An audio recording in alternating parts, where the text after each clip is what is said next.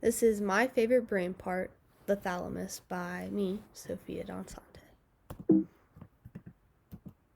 So, where is it located? So, the thalamus is located in the diencephalon.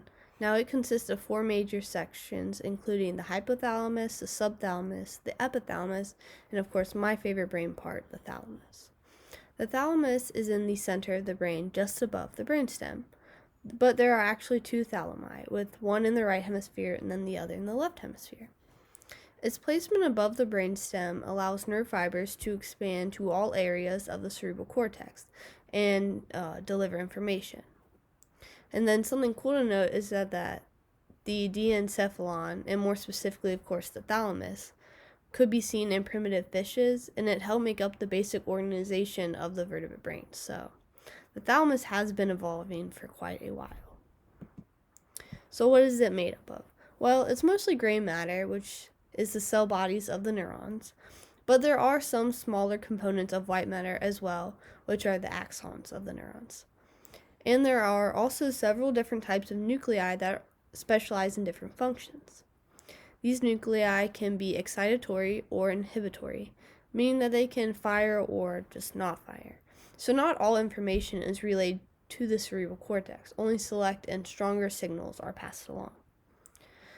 But some of the specific functions include sending motor signals, sensory signals, controlling alertness, and consciousness. And if you look right under the word thalamus, underneath the picture, those are all different types of nuclei, so you can see that the thalamus has several types, so it specializes in many, many different things. So what is its function? Well, it's often called the relay station of the brain, and I like to think of it as the highway of the brain since it receives information from the body and then sends those signals to the correct parts of the brain. And it has a multitude of functions. So I'm going to go over some of the main ones. So it is responsible for our senses, of course, except smell. So the thalamus receives sensory signals from the sensory organs and then transmits those signals to the correct part of the cerebral cortex. So visual information is sent, from the thalamus to the occipital lobe, and then auditory information is sent to the auditory cortex in the temporal lobe, and so on. And again, this is true for all of our senses except smell, which is handled by the olfactory bulb. And then sensory organs and the thalamus are actually contralateral, so information from the right side travels to the left thalami and vice versa, which I thought was pretty cool. The thalamus also plays a key part in learning and episodic memory since it has connections to the hippocampus and the limbic system structures, which means it also may influence our emotions since the limbic system controls our emotional processes.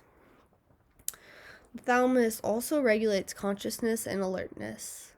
So the thalamus controls the arousal mechanism, so it controls how alert you are. It also is responsible for non-REM sleep, but this is being continued to be studied by the neuroscience community.